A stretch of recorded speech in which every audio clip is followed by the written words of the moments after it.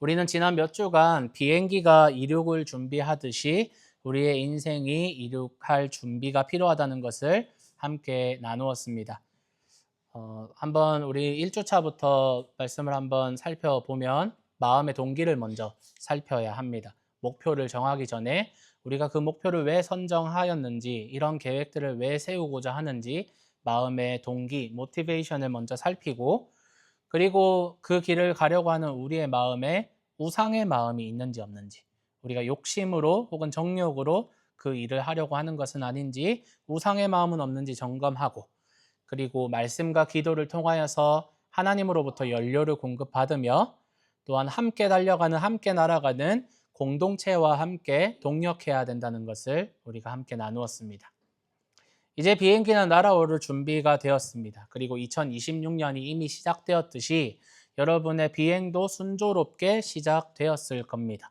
그렇다면 이제 날아가고 있는 우리는 어떤 자세를 가져야 할까 한번 우리가 살펴보았으면 좋겠습니다.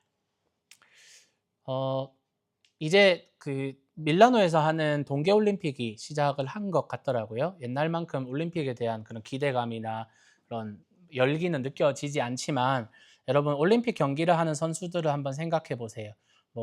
동계올림픽이 아니라 하계올림픽이긴 하지만 달리기, 100m 단거리 달리기, 혹은 42.195km를 달리는 마라톤 선수, 혹은 동계올림픽에서 쇼트트랙, 혹은 스피드 스케이팅, 이런 선수들이 거리와는 상관없이 자기가 출전하는 종목에서 목표점을 향해서 달려가고 있습니다. 그런데 어떤 선수가 달려가다가 계속 뒤를 돌아보는 사람이 있다면, 그리고 혹시나 반대 방향으로 달려가는 사람이 있다면 어떨까요? 그 경기를 함께 달려가고 있는 사람들도, 그리고 중계를 하는 중계진도, TV를 보면서 그 경기를 시청하는 사람들도 당황하지 않을까요? 저 사람 왜 저러지? 왜 뒤를 계속 쳐다보지? 왜 뒤로 달려가고 있지? 라는 생각을 할 수밖에 없는 거죠. 우리의 믿음의 경주도, 우리의 인생의 경주도 마찬가지입니다, 여러분. 여러분, 우리가 신앙에 슬럼프가 오거나 흔히 말하는 시험이 생겨서 우리가 잠시 멈추어 설 수 있어요. 혹은 주저앉을 수도 있어요. 그런데 거기에서 호흡을 고르고 다시 준비하여서 일어나서 다시 달려갈지언정 그 길을, 우리가 왔던 길을 되돌아서 갈 수는 없는 것이죠. 사랑하는 여러분, 로마서에서 어떤 이야기가 있냐면 하나님의 부르심에는 후회가 없다라는 말씀이 있어요. 하나님은 후회 없이 여러분을 구원하셨어요. 여러분이 아무리 하나님 앞에서 잘못을 하고 아무리 하나님 마음에 실망을 드려도, 내가 쟤를 왜 구원해가지고 내가 이런 어려운 마음이 들지라는 하나님의 후회가 없어요. 하나님 굉장히 빚지는 장사를 하셨어요. 하나님의 부르심, 하나님의 구원에는 후회하심이 없습니다. 그래서 우리에게 많은 것들을 선물로 주시고 후회 없이, 아낌없이 우리에게 선물로 주셨어요. 그 중에 가장 큰 선물이 누구냐? 바로 독생자이신 예수 그리스도를 하나님은 후회 없이 우리를 위해서 주셨습니다. 그 부르심에 힘입어서, 후회 없는 하나님의 부르심에 힘입어서 우리도 이제 믿음의 경주를 달려나가고 있습니다. 그런데 우리가 달려나가면서 우리 뒤에 남겨진 것들, 예수님을 믿으면서 내가 결단하고 내가 버렸던 것들, 내가 내려놓았던 것들, 마치 제자들이 그물을 버려두고 예수님을 쫓았는데 내 뒤에 내려놓고 버려두었던 그 그물이 계속 생각나고, 뒤에 남겨진 것들에 대한 후회가, 아쉬움이, 혹은 미련이 있어서는 안 된다라는 말씀을 성경은 여러분에게 하고 있다는 겁니다. 여러분의 목표점을 향해 달려나가라라고 바울은 우리에게 권면하고 있습니다. 그래서 사랑하는 여러분, 주저앉을 수 있습니다. 잠깐 멈추어 서서 호흡을 고를 수는 있습니다. 하지만 왔던 길을 되돌아가지 마십시오. 왔던 길을, 믿음을 부인하고 그리스도를 부인하고 내가 왔던 길을 다시 되돌아가는 일이 없이 목표점을 향해서 천천히 갈지언정 꾸준하게 우리 함께 걸어가는 우리 인앤아웃 교회 성도님 되시기를 예수님의 이름으로 축복하고 소망합니다. 오늘 말씀에서 바울은요, 우리에게 목표점을 향해서 달려가는 자세에 대해서 설명하고 있어요. 그게 무엇이냐? 뒤돌아보지 않는 것이 필요하다라고 말하고 있습니다. 13절 말씀 한번 다시 볼게요. 13절 말씀에 이렇게 이야기합니다. 형제자매 여러분, 나는 내가 이미 그것을 붙잡았다고 생각하지 않습니다. 그러나 내가 힘쓰는 일이 하나 있습니다. 나는 뒤에 있는 것들을 잊어버리고 앞에 있는 것들을 향해 힘껏 나아가고 있습니다. 라고 이야기합니다. 앞선 12절에서도 그렇고 13절에서도 그것이라고 표현하는 게 있어요. 첫 번째 문장에 내가 이미 그것을 붙잡았다고 생각하지 않는다고 하잖아요. 그것이 뭘까라고 하면 앞절의 맥락을 살펴보면 죽은 사람들 가운데에서 살아나는 완전한 부활을 그것이 의미합니다. 그러니까 바울이 그것을 붙잡았다, 완전히 붙잡았다고 생각하지 않는다라는 건 바울이 아직 완전한 부활을 자기가 소유하지 않았다라는 거예요. 그 말은 뭐냐면 자기가 죽지 않았기 때문에, 아직 예수님이 오지 않았기 때문에 이 부활이 완전히 이루어지지 않았다라는 의미예요. 그리스도를 믿는 사람들이 꿈꾸는 게 이 땅에서 잘 먹고 잘 사는 것, 이 땅에서 잘 되는 것이라는 1차원적인 삶의 목표와 삶의 복을 의미하는 것이 아니잖아요. 그리스도인들이 꿈꾸는 것, 우리 믿는 그리스도인들이 꿈꾸는 것은 그리스도께서 주시는 영원한 완전한 부활과 영생을 우리는 꿈꾸는 사람들입니다. 바울이 이야기하듯이. 바울은 그래서 그것을 오늘 빌립보서 3장에서 이야기합니다. 세상의 기준으로 보면 바울은 모자란 사람이 아니에요. 바울이 가진 조건, 바울이 가진 스펙은 어마어마한 것이었습니다. 오늘 읽진 않았지만 빌립보서를 살펴보면 그는 이렇게 말합니다. 나는 이스라엘 중에 이스라엘 사람이다. 왜냐하면 나는 베냐민 지파 사람이기 때문입니다. 모든 백성에게 존경받던 가말리엘이라는 랍비의 밑에서 내가 공부했던 바리새파 사람이다 라고 이야기를 하면서 내가 열심으로 이 하나님을 섬겼는데 얼마나 열심이었냐면 내가 생각할 때 예수 믿는 사람들은 잘못된 사람들 이단이었기 때문에 그 사람들을 박해하고 교회를 박해할 만큼 내가 열심히 있던 사람이다 라고 바울이 스스로를 이렇게 소개합니다. 바울이 가지고 있었던 이러한 조건과 스펙들은 꽤나 세상적으로 보면 성공적인 열매였어요. 마치 우리 이민을 오셔서 자녀를 키웠을 때 자녀가 이런 직업을 가졌으면 좋겠다. 자녀가 이런 대학을 갔으면 좋겠다라는 이런 소망을 가졌는데, 물론 나는 푸시하지 않고 입 밖으로 꺼내지 않았는데 자녀가 그것을 이루었을 때 내가 느끼는 만족감은 너무나도 크겠죠. 바울은 태어나면서부터 로마 시민권자였던 것 같습니다. 자기가 밝히기로. 그렇다면 이스라엘 사람으로서 태어나면서부터 로마 시민권을 가지고 이러한 스펙과 학력과 이런 열심을 가지고 있던 사람, 바울의 부모가 보았을 때 굉장히 만족스러운 자녀의 모습이었겠죠. 그리고 바울의 형제나 친구들에게서 굉장히 칭찬받고 또 존경받는 그러한 사람이었을 줄로 저는 생각이 듭니다. 이런 스펙과 이런 조건들은 바울의 크라운이었을 겁니다. 그러나 세상의 기준이 성공과 복이 그리스도를 알게 된 이후의 바울에게 있어서 아무런 가치 없는 것으로 여겨졌습니다. 내가 바리새파인 게, 내가 베냐민 지파인 게, 내가 가말리엘 선생님의 수제자인 게 이게 다 무슨 소용이냐? 내가 로마 시민권을 가진 게 다 무슨 소용이냐? 라고 말을 하면서 그에게는 이제 아무런 가치가 없는 것으로 여겨졌습니다. 이전에는 그런 성공과 그런 열매를 위해서 인생을 살아가고 그것을 위해서만 달려가던 사람이었다면, 예수를 알게 된 이후에 바울은 이제는 그것이 배설물처럼 똥 오줌처럼 여겨지고 그의 오로지 목표와 그의 인생의 꿈이 무엇이냐? 그리스도께서 주시는 영원하고 완전한 부활을 내가 소유하는 것. 그것이 그가 꿈꾸는 꿈이었습니다. 부활의 영광이 그의 목표였고 부활의 영광이 그의 인생의 낭만이었고 그의 인생의 유일한 목적이었습니다. 그래서 그가 가지고 있었던 수많은 스펙과 수많은 조건들, 배경들은 그에게 있어서 아무런 가치가 없는 겁니다. 예수를 알게 된 이후 그는 새로운 목표가 생겼습니다. 그래서 바울은 13절에서 이야기하는 것처럼 뒤에 있는 것, 뒤에 있는 것이라고 표현하는 이것이 무엇이냐?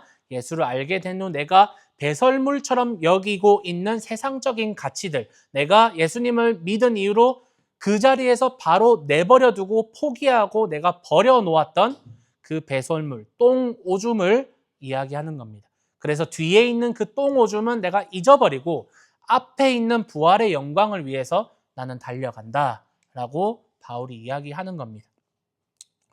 여러분 근데 생각해 보십시오. 때로는 우리가 믿음의 길을 걸어가다가 우리의 뒤에 남겨진 것, 우리 스스로 예수님을 위해서 버려두고 포기했던 것들이 우리에게는 똥오줌처럼 안 느껴질 때가 있습니다. 때로는 뒤돌아보고 싶고 우리의 관심을 가져갈 때가 분명히 있습니다. 남겨진 것들에 대한 추억, 지나간 날의 영광, 후회, 미련, 혹은 연민이 우리의 마음속에 남아 있습니다. 그것이 꼭 물질적인 것, 어떤 재정적인 것뿐만 아니라 사람이라고 할지라도, 어떤 공동체라고 할지라도 내가 예수님을 믿은 이후로 내가 결단하여서 끊어낸 그 어떠한 것이 뒤에 남겨져서 우리의 관심을 지속적으로 끌 때가 있어요. 창세기에 여러분 잘 아는 뒤돌아본 사람이 등장합니다. 누군가요? 소돔과 고모라에서 뒤돌아보았던 롯의 아내가 가장 대표적인 사람입니다. 소돔과 고모라에는 화려함이 있었습니다. 성공과 축제와 파티가 넘쳐나는 아주 쾌락적인 도시였습니다. 그래서 급하게 도망치는 롯의 가족, 그 와중에도 롯의 아내는 불바다가 되고 있는 그 소돔성을 뒤돌아봅니다. 그곳에서 내가 지냈던 화려한 나날들, 나의 영광의 시대들, 그것들이 나의 시선을 여전히 사로잡아서 뒤돌아보게 만들었던 겁니다. 광야의 이스라엘 백성들도 마찬가지였습니다. 광야의 이스라엘 백성들 또한 광야라는 현재의 어려움으로 인해서 이집트의 노예 시절을 뒤돌아봅니다. 우리가 회상을 해보니 우리가 그때는 잘 먹고 잘 살았는데, 그때는 배부르게 먹었는데, 그렇게 추억하며 그리워합니다. 여러분 생각해 보십시오. 노예가 잘 먹었으면 얼마나 잘 먹었을까요? 노예인데. 그런데 이스라엘 백성들은 광야에서 몇 번이나 거듭 이 이집트 노예 생활을 그리워합니다. 그리고 실제로 우리가 돌아가자라고 외쳤던 사람들도 있어요. 그런데 거기에서 굉장히 재밌는 표현이 나옵니다. 출애굽기 16장 3절 말씀 한번 볼까요? 출애굽기 16장 3절에 이렇게 이야기합니다. 이스라엘 사람들이 모세와 아론에게 이렇게 따졌다.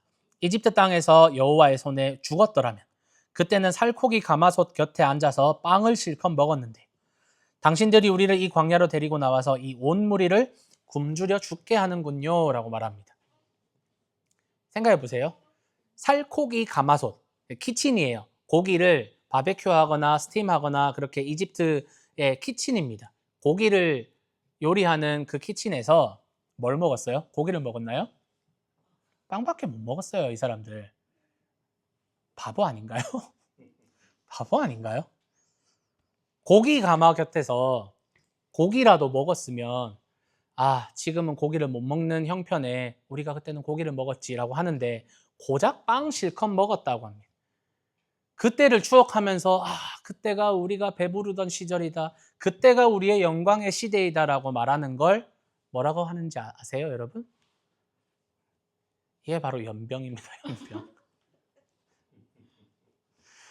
고기를 먹은 것도 아니고 자유가 있었던 것도 아니고 그들을 구원하신 하나님의 은혜가 있었는데 그 사실을 현실의 목마름과 현실의 배고픔으로 잊은 채 그 과거가 미화가 됩니다.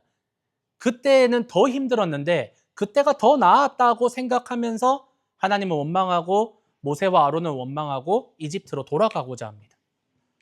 그래서 여러분 뒤를 돌아보는 우리의 심리를 가만히 좀 살펴보면 과거를, 뒤에 남겨진 것들을 좀 지나치게 미화하는 경향이 없잖아 있습니다. 결혼하신 분들은 싱글이었던 시절을 좋았는데 그때 좋았는데, 직장인들은 대학 다녔던 시절을 그때 좋았지, 대학생들은 고등학교 시절을 고등학생들은 중학교, 중학생은 초등학생, 심지어 초등학생들은요, 유치원 때가 그때가 좋았지. 이게 바로 고기를 먹은 적이 없는 이스라엘 백성들이 이집트의 고기 가마를 그리워한 것이 바로 이러한 심리라는 거죠. 그 시절에는 걱정이 없었는데, 근심이 없었는데, 더 행복했었는데 라고 말하면서 과거를 미화합니다. 아름답게 추억이 보정이 됩니다. 하지만 그때에도 여러분 우리는 힘들었어요. 그 이전에도 우리는 현실을 매우 버거워했습니다. 우리 흔히 그런 말 합니다. 코로나 한 번 더 터졌으면 좋겠다 라고 말합니다. 코로나 때 근데 힘들었을걸요, 우리? 저는 코로나 때 잘 지냈거든요. 근데 행복하진 않았어요. 잘 지냈고 재밌게 지냈어요. 하지만 그리 썩 유쾌한 기억은 아니었습니다. 그런데 추억이 보정됐어요. 그때 좋았는데. 그때 혼자 있었을 때 참 좋았는데. 맨날 넷플릭스 보고 맨날 고기 먹고 쉐어생들이랑 맨날 파티하고 현실에 100% 만족하면서 살아가는 사람이 없다라는 말입니다. 우리는 지금도 힘들고 그전에도 힘들었고 항상 힘들며 우리는 입이 툭 튀어나와서 항상 하나님 왜 내 인생은 이렇게 어렵습니까? 라고 원망하면서 살았다라는 겁니다. 그러면서 현재의 어려움을 조금 과대평가합니다. 과거는 미화를 하고 현재는 뻥튀기를 시킵니다. 그래서 목마른 광야의 삶을 혹은 비행기가 날아가다가 만나는 난기류가 우리의 생명을, 우리의 영혼을 그냥 끝장낼 수 있을 것만 같이 여깁니다. 너무나도 겁이 납니다. 너무나도 두렵습니다. 혹은 너무나도 이 현실이 지금 싫어요. 끔찍이도 싫어요. 그러니 자연스럽게 내가 택한 이 길이 잘못된 것은 아닌지, 내가 지금 걸어가려고 하는 이 길이 잘못된 길은 아닌지, 예수님을 따라 걷는 이 길이 혹시 잘못된 건 아닌지라는 생각을, 그런 의심이 드는 때가 우리의 인생 가운데 가끔씩은 찾아온다라는 말입니다. 비단 우리가 뒤에 두고 온 것이 단순히 우리의 과거가 아니라 바울이 말하고 있는 우리의 찬란한 영광의 시대, 정말 진짜로 찬란했던 우리의 성공의 시대, 내가 1년 전에는, 내가 10년 전에는 잘 나가던 사람이었는데 라는 이런 찬란한 그런 나의 과거가 있었다고 한다면 어쩌면 후회와 미련과 이러한 아쉬움의 감정이 훨씬 더 커지는 것을 우리는 경험합니다. 그러한 것을 배설물로 여기는 것이 아니라 후회와 미련으로 남겨두고 두고 그때 좋았는데 라고 뒤돌아보는 우리의 그런 심리가 있다는 겁니다. 여러분, 우리 한 번씩은 그렇게 잘 나가던 때가 있었잖아요. 혹시나 예수 믿기 전에 내가 지금보다 사회적으로 혹은 경제적으로 훨씬 더 잘 나갔던 분들이 있다면, 내가 이런 사람이었는데, 내가 이런 직장에 다니고, 내가 이런 사업을 하고, 내가 이런 사람들을 부리면서 내가 살았었는데, 이런 집에서 살았었는데, 이런 차를 타고 살았었는데 라고 말을 하면서 그렇게 과거에 매여 있으며 언제든지 비행기를 핸들을 돌려서 회항을 하여서 뒤에 두고 온 것을 다시 챙겨가려고 하는 롯의 아내, 이스라엘 백성들과 같은 그러한 잘못된 결정을 하려고 하는 때가 있어요. 그런데 여러분, 예수님이 제자를 부르실 때를 한번 생각해 보세요. 예수님은 제자들을 부르실 때 그렇게 허투루 제자들을 부르시지 않으셨습니다. 대충 따르다가 너희가 아닐 것 같으면 돌아가라고 하지 않으셨어요. 제자들은 예수님을 따를 때 어부들은 그물을 버려두고 쫓았습니다. 세리였던 제자는 그 세금 장부를 버려두고 쫓았겠죠. 그들은 자기가 가지고 있었던 삶의 모습, 과거의 삶을 모두 청산하고 모두 버려두고 예수님을 따랐던 겁니다. 물론 예수님이 부활하시기 전에 부활한 사실을 믿지 못하였고, 부활한 예수님을 만나기 이전에 그들은 너무나도 낙심하고 죄책감에 쌓여서 다시 그물을 잡았던 제자들도 있었습니다. 그렇게 과거의 삶으로 돌아가려고 했던 제자들도 있었습니다. 그러나 그들은 부활하신 예수님을 목격하고 부활의 영광을 소망하면서 그때부터는 뒤돌아보지 않고 죽음을 각오하고 전진하였습니다.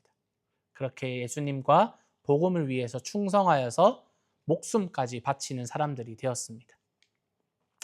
히브리서 11장에서 말하고 있는 수많은 우리의 믿음의 조상들, 성경의 인물들, 그들에게는 현실의 어려움이 똑같이 있었습니다. 누구 하나 평안한 삶을 살아간 사람이 없었습니다. 그들에게는 어려움이 있었어요. 그래서 과거에 두고 온 것이 있다는 것을 그들이 생각할 수 있었습니다. 아브라함이 본토 친척 아비 집을 떠났습니다. 그가 떠나왔던 그 지역은 수메르 문명이 아주 성행하였던, 아주 문명이 찬란하였던 도시였습니다. 갈대아 우르든 그런 도시였습니다.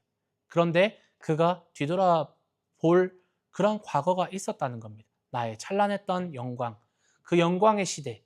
나는 지금 아무것도 없는 빈털터리로 갈 바를 알지 못하고 나아가지만 내가 우르에 살 때는 이렇게 잘 나가던 사람이었는데, 내가 우르에 살 때는 이렇게 많은 돈을 가지고 있었는데 라고 후회하며 뒤를 돌아볼 만한 그런 과거가 있었던 사람입니다.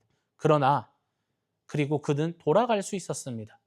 아브라함뿐만 아니라 수많은 믿음의 선진들은 돌아갈 수 있었습니다. 그러나 그들은 돌아가지 않았습니다. 이 사실을 두고 히브리서 기자가 어떻게 이야기하냐면, 어떤 이들은 조롱을 받기도 하고 채찍으로 맞기도 하고 심지어는 결박을 당하기도 하고 감옥에 갇히기까지 하면서 시련을 겪었다. 또 그들은 돌로 맞기도 하고 톱질을 당하기도 하고 칼에 맞아 죽기도 하였다. 그들은 궁핍을 당하며 고난을 겪으며 학대를 받으면서 양과 염소의 가죽을 입고 또 돌아다녔다. 또 어떤 이들은 고문을 당하면서 더 좋은 부활의 삶을 얻고자 하여 구태여 노연하기를 바라지 않았다라고 기록합니다.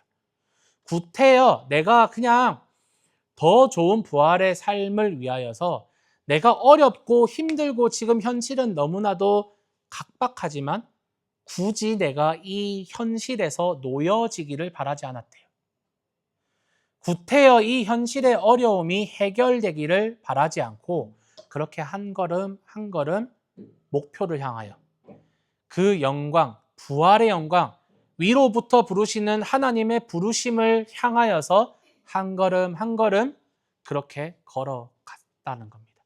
오늘 본문에서 바울이 이야기하는 것처럼 그토록 바라던 부활의 영광, 부활의 소망을 위하여서 뒤에 있는 것들은 버려두고 앞에 있는 소망의 그 영광을 위하여서 걸어갔다는 겁니다.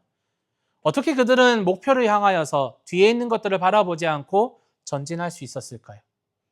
그것은 뒤에 버려둔 것보다 앞에 있는 하나님의 약속과 그 소망이 훨씬 크다는 것을 그들이 확신하였기 때문입니다. 그들의 믿음이었습니다. 누가복음을 보면 예수님께서 제자 한 사람에게 너 나를 따라오너라 라고 초청하십니다. 그러자 그 사람이 뭐라고 대답을 하냐면, 예수님, 제가 아버지의 장례를 좀 치르고 예수님을 따라가겠습니다 라고 말합니다. 그러자 예수님이 뜻밖의 말씀을 하세요. 그래, 장례 치르고 따라와 라고 말씀하지 않고 죽은 사람의 장례는 죽은 사람들에게 맡기고 너는 나를 따라라 라고 말합니다.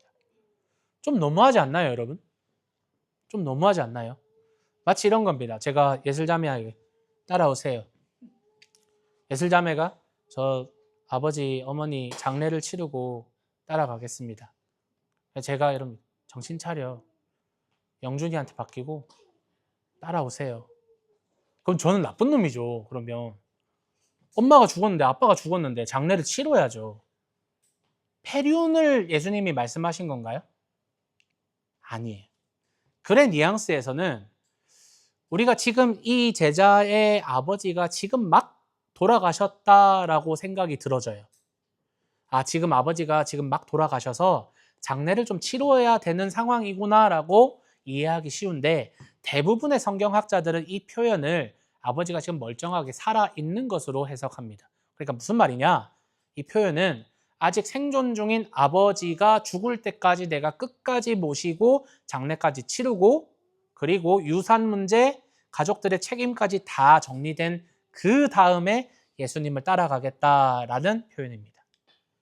그러니까 내 할 거 다 하고 그 이후에 예수님을 따르겠다라는 뜻이죠. 그리고 만약에 아버지가 지금 돌아가신 상황이라고 해석을 하더라도 유대 장례 문화를 좀 이해하면 예수님이 왜 이런 말씀을 하셨는지 이해가 돼요. 이 시대의 유대 장례 문화는요, 가족 중에 누가 죽으면 시신을 즉시 무덤으로 옮겨서 세마포로 싼 뒤에 가족 무덤에 안장합니다. 돌을 굴려서 그래서 그 무덤에 안장을 합니다. 예수님이 묻혔던 그런 무덤을 생각하시면 돼요. 예수님의 시신을 안치하고 돌로 그 입구를 막아두었잖아요. 그렇게 막아두고 1년 정도 지나면 시신이 이제 완전히 썩게 됩니다. 그러면 뼈만 남겠죠? 뼈를 모아서 석골함에 담아요.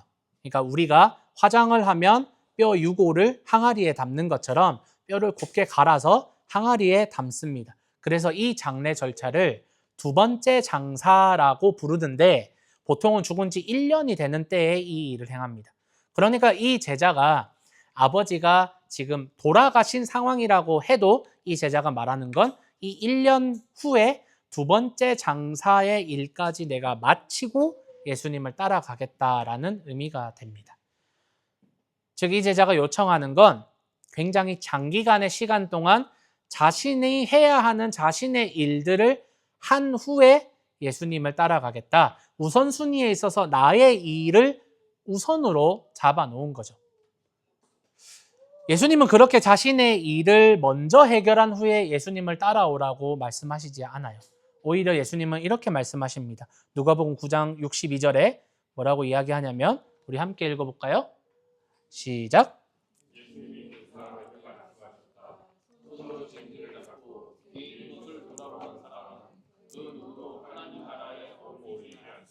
손으로 쟁기를 잡고 뒤를 돌아보는 사람. 이게 뭐냐면 쟁기는 여러분 농사 짓는 사람들이 밭을 이렇게 가는 걸 말해요. 우리나라에서는 보통 소에다가 그 쟁기를 달아서 밭을 갈잖아요. 그리고 갈아놓은 거기다가 씨앗을 심거나 모종을 심어요. 쟁기를 잡고 밭을 갈 때 앞을 똑바로 보고 걸어가야 그래야 쟁기가 똑바로 갑니다. 계속해서 뒤를 돌아보면 그 밭이 이렇게 꾸불꾸불하게 갈릴 수밖에 없는 거죠. 예수님이 그 말씀을 하는 거예요. 쟁기를 잡고 밭을 가려고 하는 사람은 앞만 보고 전진해야 된다는 겁니다. 뒤를 바라보는 사람은 하나님 나라에 합당하지 않다는 거죠. 결국 예수님이 말씀하시는 건 뭐냐면 뒤돌아보는 것이 단순한 추억이나 회상하는 수준이 아니라 방향성을 의미합니다. 방향성. 무엇을 바라보고 있는지, 무엇이 그의 삶을 움직이고 있는지, 무엇이 그의 삶을 지배하고 있는지에 대한 근본적인 질문을 예수님이 던진다라는 겁니다. 예수님이 요구하는 건 완벽함이 아니에요, 여러분. 우리는 주저앉을 수 있고 제가 지속적으로 말씀드리지만 멈추어 설 수 있습니다. 예수님이 말씀하시는 건 결단이에요. 방향성입니다. 결코 완벽함이 아니에요. 일자로 쭉 걸어가서 최단 기간, 최단 방향, 최단 거리로 목표점에 도달하는 그 경주의 1등을 예수님이 원하는 게 아니에요. 오직 예수님이 말씀하시는 건 지금. 방향. 그래서 예수님은 잘 준비되면 나를 따라와라 라고 말씀하시지 않고 지금 방향을 정해라 라고 말씀하시는 겁니다. 우리는 어쩌면 연약하여서 가장 완벽한 모습으로 가장 완벽한 방향으로 전진할 수 없는 존재들입니다. 여러분, 비행기를 우리 자주 타잖아요. 한국에 방문하시거나 혹은 시드니나 우리 자주 놀러가는 골드코스트 이런 데 가실 때 비행기를 타잖아요. 여러분 생각할 때 가장 완벽한 비행은 무언가요? 가장 완벽한 비행. 도착을 했는데 체크인 창구에 사람들이 아무도 없어요. 그래서 승무원에게 바로 갈 수 있습니다. 체크인을 했는데 내 짐이 조금 초과가 됐는데 엑스트라 차지가 붙지 않았어요. 승객들은 너무나도 점잖은 사람들만 있습니다. 승무원도 너무나도 친절합니다. 그리고 파일럿은 베테랑, 20년이 넘은 베테랑 파일럿입니다. 기상 상태도 완벽하고 이륙하는 공항에서도 착륙하는 공항에서도 시간이 딜레이가 전혀 되지 않았습니다. 기내식도 내 입맛에 딱 맞는 그런 맛있는 기내식이 나왔고요. 우는 아이가 하나도 없는 그런 완벽한 비행. 우리가 생각하는 완벽한 비행 아닌가요, 여러분? 그러나 저는 이런 비행기를 전혀 한 번도 타본 적이 없습니다. 시간이 딜레이 되는 건 너무나도 당연한 일이고요.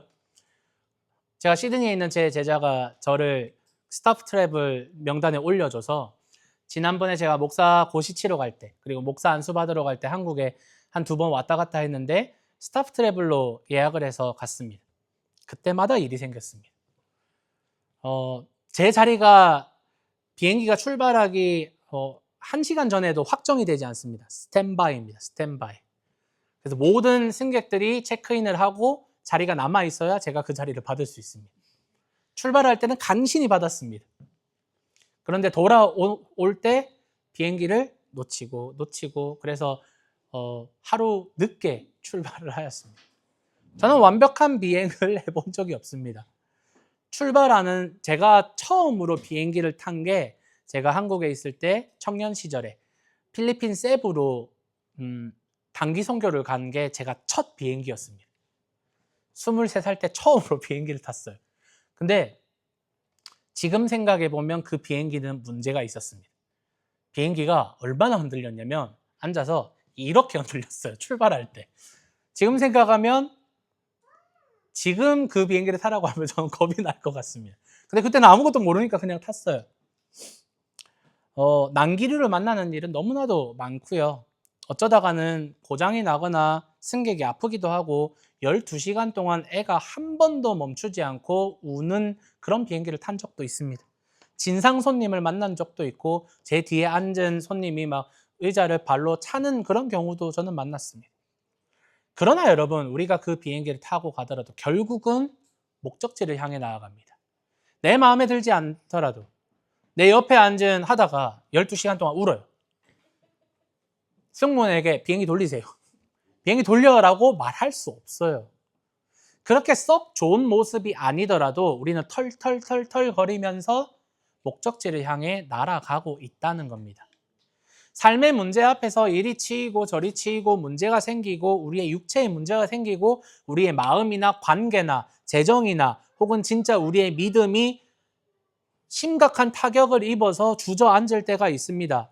그러다가 뒤에 남겨진 것도 한번 바라보았다가 그때는 내가 좋았는데 라고 그렇게 했다가 다시 일어서서 조금씩 걸어갑니다. 그래서 우리의 여정은 어쩌면 조금은 어리숙해 보이는지도 모릅니다. 어쩌면 버겁고 어쩌면 너무나도 열악해 보이는지도 모릅니다. 그러나 넘어져도 다시 일어나고 흔들리더라도 다시 일어나서 우리는 그 믿음의 경주를 걸어 나갑니다. 바울은 그런 자신과 그런 그리스도인들을 이렇게 표현합니다. 고린도후서 6장 9절에서 10절 말씀 한번 함께 읽도록 할게요. 함께 다 같이 시작.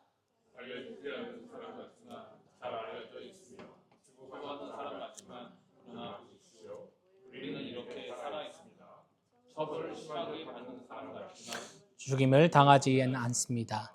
아픔을 당하는 사람 같지만 늘 기뻐합니다.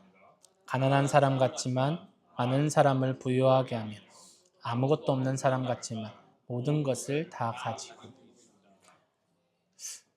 여러분, 바둑 용어 중에 미생이라는 그런 단어가 있습니다. 잘 아시죠? 아직 완성되지 않았다라는 뜻인데 바둑에서 돌이 완전히 살아 있으려면 2집이 필요하다고 해요. 그런데 아직 2집을 만들지 못한 돌무리는 상대가 공격하면 바로 죽을 수도 있고 또한 스스로 집을 만들면 살 수도 있는 상황이기 때문에 죽을 수도 있고 살 수도 있는 방향이 제시가 되어 있기 때문에 완전히 아직 결정되지 않는 상태를 미생이라고 부른다고 해요. 미생은 이미 산 돌도 아니고 이미 죽은 돌도 아닌 진행 중, 싸움 중 가능성의 상태를 이야기합니다. 사랑하는 여러분, 우리는 미생이에요. 우리는 미생입니다. 아직 완성되지 않은 사람들입니다.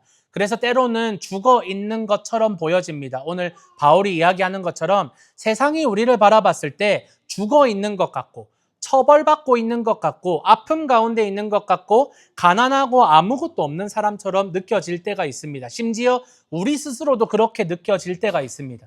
그러나 바울은 말합니다. 우리는 그렇게 느껴질 때가 있지만 실제로는 결국 우리는 살아있는 사람들이고 결국은 기뻐하는 사람들이고 겉으로는 아무것도 없는 것 같지만 모든 것을 가진 사람들이라고. 우리는 이미 도착한 사람들이 아니라 목표점을 향해 여전히 스트러글링하며 천천히 걸어가고 있는 사람들이라는 겁니다. 그래서 예수님은 우리에게 완벽을 요구하시지 않으세요. 다만 방향을 결정해라. 그리고 여차하면 돌아가고자 하는 그 출구, 그것을 버리라라고 예수님은 말씀하십니다. 종교개혁가 마틴 루터는 그래서 이렇게 이야기합니다. 그리스도인은 이미 의롭다함을 받은 사람들이지만 아직 완성된 사람들은 아니다. 사랑하는 여러분, 뒤에 남겨진 것들의 마음을 빼앗기지 마십시오. 뒤에 남겨진 것들의 시선을 빼앗기지 마십시오. 오직 여러분의 마음과 시선을 예수님께 고정하십시오. 예수님을 생각하시고 예수님을 묵상하시고 예수님을 들으시고 예수님이 우리의 목표이자 표대로 삼아서 예수님을 향해 따라가는 삶, 예수님을 닮아가는 삶, 예수님을 쫓아가는 삶, 그렇게 예수님을 여러분 늘 기억하시기를 예수님의 이름으로 축복합니다. 그렇게 여러분 우리가 살아가야 합니다. 여러분, 무엇이 여러분의 시선을 붙잡습니까? 무엇이 여러분에게 그렇게 유혹이 되십니까?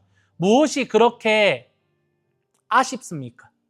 무엇이 그렇게 후회가 되십니까? 그렇게 여러분을 달려가지 못하게, 날아가지 못하게 붙잡고 고개를 돌리려고 하는 그것은 무엇입니까? 여러분, 무엇이 그렇게 겁이 나시고 무엇 때문에 그렇게 낙심하시고 주저앉게 만드는 겁니까? 여러분, 예수님을 따르고자 결단하시고 이 정도도 각오하지 않으셨나요? 핑크빛 미래를 꿈꾸셨나요? 이 정도 각오도 하지 않고 예수님을 믿고 예수님을 따르려고 하셨나요? 여러분, 한번 담대하게 믿어보시는 건 어떠실까요? 여러분 스스로 어떻게 해서든 달려가려고, 날아가려고, 버티고 그렇게 내가 힘을 나 스스로 내려고 하는 것이 아니라 그냥 하나님을 믿어보는 건 어떨까요? 하나님의 의로운 날개에 그냥 올라타보는 건 어떠신지요? 제자들이 그랬던 것처럼 믿음으로 깊은 곳에 그물을 한번 던져보는 건 어떠신가요? 오른편을 향해서 그물을 한번 던져보는 건 어떠신가요? 믿음으로 홍해를 향해, 요단강을 향해 한 걸음 내딛었던 그 백성들처럼 한번 내딛어보는 건 어떨까요? 갈릴리 바다를 향해 한 걸음 내딛었던 베드로처럼 그렇게 여러분 그냥 한 걸음 내딛어 보는 건, 저질러 보는 건 여러분 어떠신가요? 그렇게 기적적으로 일하셨던 예수님은, 그렇게 초자연적으로 일하셨던 하나님은 다 옛날 하나님이고 옛날 이야기인가요? 그냥 그것은 성경이 기록된 시대에 있었던 일이고 우리의 시대에는 아무런 일도 기적도 일어나지 않는 침묵의 시기인가요, 여러분? 아니요. 저는 확신합니다. 살아서 역사하시는 하나님은 이스라엘의 하나님이기도 하면서 나의 하나님, 여러분의 하나님이기도 합니다. 지금도 여전히 하나님은 여러분의 삶을 통해서 일하시고 역사하시기를 원하십니다. 그렇게 여러분 믿음으로 저질러 봅시다. 믿음으로 날아보시고 믿음으로 달려보시고 여러분의 인생을 한번 하나님 앞에 올인하시는 것을 한번 경험해 보시기를 바랍니다. 홍해로 뛰어드는 여러분을, 요단강으로 갈릴리 바다로 뛰어드는 여러분을 하나님이 외면하실까요? 모든 것을 제쳐놓고 예수님을 따라가며 예수님을 섬기며 예수님의 교회를 섬기며 복음을 섬기는 여러분을 하나님이 외면하실까요? 저는 절대로 그렇지 않다고 생각합니다. 여러분 진짜 무서운 사람이 누군지 아세요? 살면서 만나는 사람 중에 진짜 무서운 사람은 뒤가 없는 사람입니다. 잃을 게 없는 사람입니다. 잃을 게 없는 사람은 정말로 무섭습니다. 그 사람이 어떤 일을 저지를지 예상이 안 되기 때문입니다. 여러분 믿음이란 그런 겁니다. 뒤가 없는 거예요. 뒤는 하나님 책임지고 나는 저지르는 것. 롯의 아내 뒤에는 소돔에서의 삶에 대한 아쉬움, 그 찬란함이 있었습니다. 근심하며 떠나갔던 부자 청년의 뒤에는 수많은 재물이 있었습니다. 그러나 뒤가 없이 복음으로 전진하고 미련하고 바보 같아 보여도 그렇게 복음으로 살아내고자 했던 제자들, 그리고 초대교회 성도들로 인하여서 복음은 현재 우리에게까지 전파되며 지금도 우리는 복음으로 살아내고 있습니다. 그러므로 사랑하는 여러분, 뒤돌아보지 말고 앞서가신 예수님을 바라봅시다. 예수님 앞에 계세요. 그리고 그 예수님께 걸어갈 수 있도록 성령님이 여러분 안에서 여전히 일하고 계십니다. 힘을 더하여 주실 겁니다. 우리 교회의 비전, 성문 밖에서 고난당하신 예수를 따라 우리도 그를 따라 성문 밖으로 나아가자. 그것이 우리 교회의 비전입니다. 여러분, 우리의 목표는 결국은 그리스도입니다. 예수님이 거기 계시기 때문에, 예수님이 그 앞에 계시기 때문에 우리는 그의 뒤를 따라 걸어갑니다. 그렇게 예수님을 목표로 삼고 2026년을 넘어서 여러분 모든 인생 가운데 천천히 가더라도 확실하게 앞을 향해 걸어가는 여러분 모두가 되시기를 예수님의 이름으로 축복하고 소망합니다.